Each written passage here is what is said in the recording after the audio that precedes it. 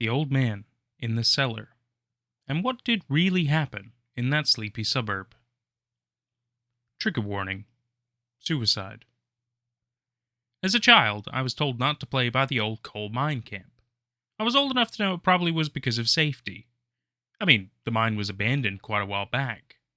I thought, in that stubborn child's pseudo-wisdom that only very young children seem to truly possess, that it would be fine. There wasn't a way into the mine anymore. I was smart enough not to go into the mine. You know, the usual child justification for sating curiosity.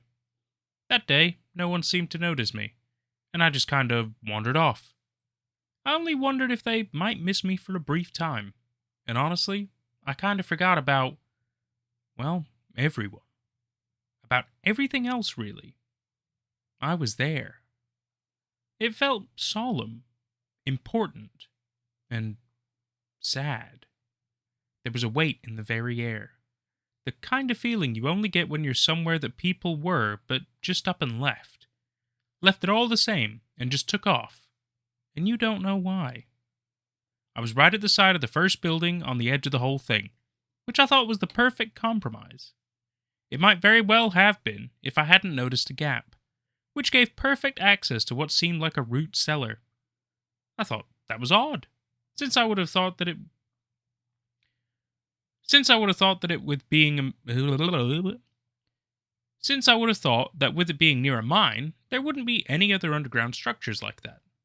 I figured it would be fine to go into, if I could even manage to squeeze in, since the mine clearly wouldn't be out in the direction and it didn't look like a mine from what I could see.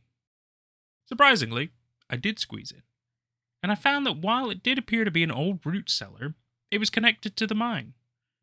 I was confused, but I also had to find my way out. The way I've come in was just too high. The thing is, while I did find a way out, which in fact all but confirmed that the start of it was a cellar, honestly, I also had found something strange in a side part of it. In a small side room separated by a wall of dirt, with just a doorway cut out and reinforced, there was an old man, sitting all alone. "What are you doing here?" I asked, bewildered at the fact that an old person, an adult, was just sitting down in this place. He regarded me with a sort of softness of expression that somehow felt both kind and intense for what felt like ages, before he softly replied, "No one wants me." I knew the feeling. I didn't know why I knew the feeling. I just knew that if I stayed down there forever, no one would miss me. In the kind of certainty that has nothing to do with anything in particular. The way your instincts just know when something bad is going to happen, even though there's genuinely no actual signs this is the case.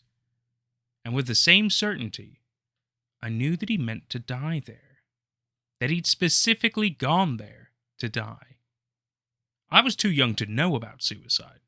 Had no reason to know anything about it. But I was absolutely certain that he meant to kill himself. I knew deep down that he was going to. Except I was there. And he was going to in front of me. Why not? How did I know?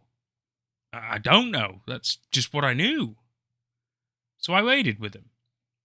There in the room, there was a bit of light from a source I couldn't place. It wasn't sunlight, I didn't think. It felt like I sat there for days listening to him and bonding with him. Felt like days and days. But it couldn't have been because I didn't get hungry. I didn't get thirsty. I didn't have to go to the bathroom. I just sat, and eventually tried to will myself not to sleep. If I slept, he surely was going to die. My eyelids got heavier and heavier, and then I was out. I woke with a start. I couldn't have been out that long. Jolting my head up, I saw him. Hanging. Not facing me at first, but his body somehow slowly turning to face me. And in that moment I knew. I knew deep down the terrible truth that he'd already done it before we had even met.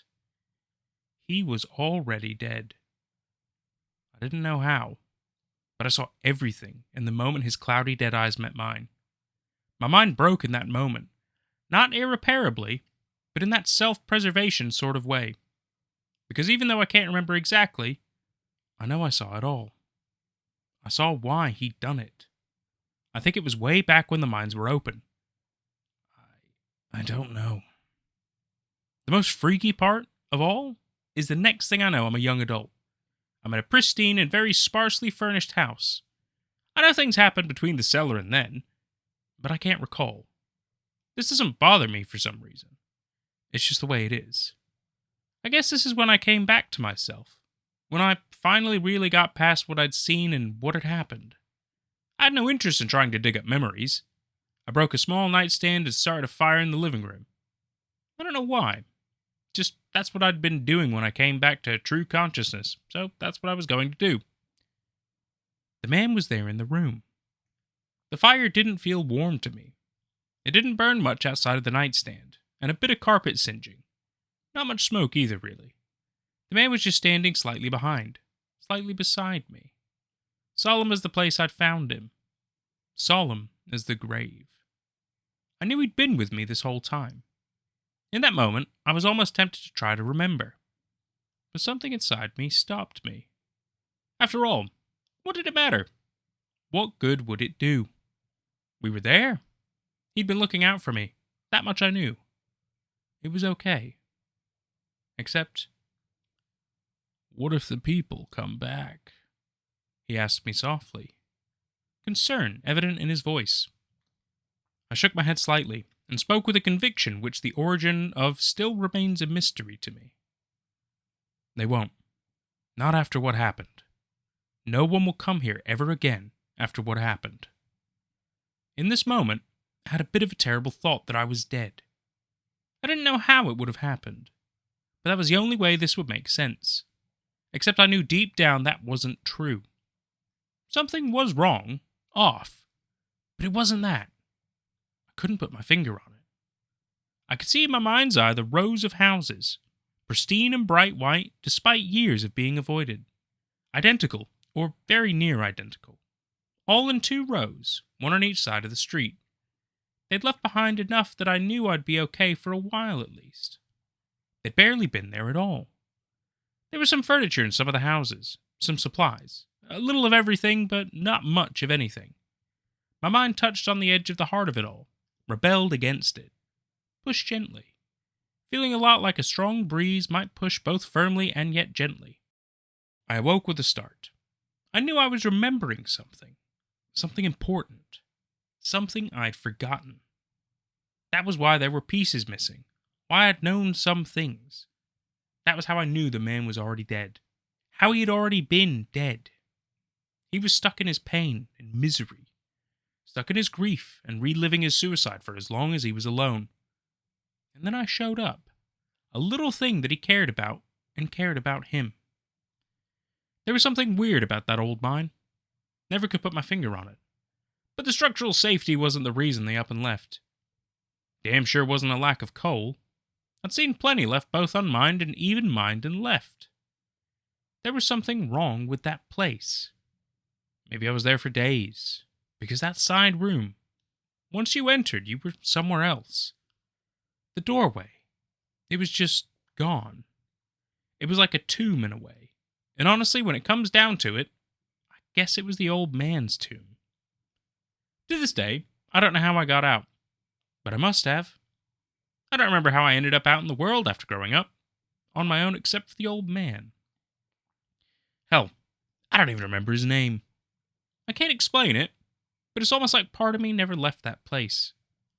Not really. That once I found that place, once I crossed the threshold, part of me was stuck, and that suburb was just part of the whole pocket of the universe? Multiverse? That there had always been a part of me with him that grew up knowing a terrible secret. Sometimes when I can't sleep, I remember, and a deep feeling of dread permeates my entire being. What happened in that little suburb so that people avoided it so completely? And how was it in such perfect shape after what I knew to be years and years? It reminds the old flooded town in the swamp, where everything above the water, which besides the church isn't really much, is just way too clean. But even that's a distant memory. Way more distant than this one even. I feel like what I know is walled off completely now.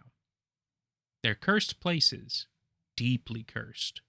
It sometimes eats me alive inside, knowing I should know how, should know why. I did know once, and now I can't recall. What parts are here? Which parts are there? I feel like there's something I should know. That if I just knew what questions to ask, the answers would be out there for me to find. I don't have any idea where to start. Sometimes I think they're the same place. Time doesn't exactly seem to flow the same there, after all. And that was The Old Man in the Cellar, and What Did Really Happen in That Sleepy Suburb, by ChaosAzeroth. Always makes me think of World of Warcraft as that. Right. So, I'll be honest, it took me a few read-throughs to kind of really decipher, at least what I think is going on in the story. It does seem like there is some fuck-aroundery when it comes to this bizarre old mining camp town place, right? Which I know from other mining towns, they tend to obviously build towns nearby, or even in some cases completely surrounding it, so that way they can employ miners, they can employ the workers. So it's like the idea of a factory town, right? You put your workers near where they work, so they don't have to commute so far, and blah blah blah blah blah blah. And clearly, some tragic accident happened there, somewhat, but at the same time, it doesn't seem like that's the reason for the closing down, right? We understand that not even the fact of the lack of coal or anything, that there wasn't a tragic, there might have been a tragic accident, but that's not the reason for the place to become abandoned and some kind of like, what seems like maybe a museum kind of a place? I'm not entirely sure, because the protagonist does make it seem like people, like they're leaving people, which makes me think of like a tour group. But I could be wrong. They could just be talking about like in a general sense. But I believe what's happened is they have found this side room. So they found obviously the ruins and everything, and they find this side room where the old man has died, but he's been dead for quite some time. But what he's obviously seeing is almost like a, maybe not exactly a purgatory type situation, but he's able to see the old man in a sense, maybe in a spirit form or a ghost form or something like that. He's seeing like a reflection of him in time. And I think the thing is, so he gets to see what the old man is maybe been stuck in his loop, right? Like his mental maybe blocking loop, which allows him to move on because of obviously his life experiences and the things that have happened to him and stuff like that. The things that are keeping him trapped on this mortal plane, right? If we're talking paranormal terms, based on our understanding of things, whether it's all true or not is another arguable point. But I'm merely trying to work with what I believe could be the case. And what I find really interesting is the fact that our protagonist also occasionally believes that these are their own memories as well. It's like they're blending together. But I mean, I suppose that's the thing, isn't it? If you are suddenly living through somebody else's life, their memories, I can understand why you would believe that, you're mistaking it for your own. Because it's strange to step into somebody else's shoes, literally. So I totally understand that. I think that's a great touch. I don't fully understand everything. I'll be completely honest with you. I feel like a little bit of the word structure is a little confusing, and it did take me a little bit of a read through, like I said. But it was so clear enough that I understood. I like a lot of the descriptor words. I like a lot of the tension, the feelings, and the sadness and the dread. It should be an emotional toil, right? Because this yet again, it deals with a heavy subject, and it's not something that should be taken lightly or mocked or joked about. These are serious things that need to be taken seriously, and it deserves that kind of respect, And ultimately, we always have to remember that if you were dealing with any kind of thoughts like this yourself, or anybody who is struggling with these kind of suicidal tendencies, thoughts, issues, help is always available. I'm sure I'll pop down a couple of resources down in the description below, because it's only polite, and it's I'm just doing my public service by saying you are not alone. Help is available. People do care. Stop thinking they don't. Obviously, that doesn't cure it. So, merely just trying to help. I'm just trying to help. I personally have lost a few people to suicide, so I do understand the the hardcore, like, depth of how it can make people feel. I personally haven't really had those kind of thoughts myself, but I think it's, I mainly, I think I would never want to succumb to something like that, right? I would never want to go into that kind of a depth. I'm so stubborn in the fact that I refuse to ever go that low in my own mental fortitude and state, right? And I mean, a lot of people, they don't get that luxury. They don't. A lot of people deal with a lot more problems than we can even remotely imagine. And I'm not going to try to make it seem like, haha. And I'm not going to make it seem like these people do not deserve this help. Of course they do. Everybody has different battles and different demons that they're dealing with, you know? And we should be mindful of that. We should. Anyway, that's... Sorry, I'm just coughing a lot today. That's all I'm going to touch on that today. I am all of a sudden just... I'm still on the tail end of my sickness, to be fair. So I do apologize, but I knew I needed to get back into the studio and doing some proper work. And I feel like this is a great little story to kind of start with. It should make you think. And I really appreciate that kind of a thing. It's always nice when you have a story that just really, you know, sits with you afterwards, right? And so, Chaos, thank you for that. I think it's powerful. I think it's important, and I really hope it makes people a little bit more aware, a little bit more curious about their own thoughts and thoughts of their loved ones. I really do. Hug somebody you care about today. Do it for me. It's your homework. You gotta fucking do it. And if anybody asks why'd you do that, say Nate at Night told me to do it. You have my permission. You can blame me.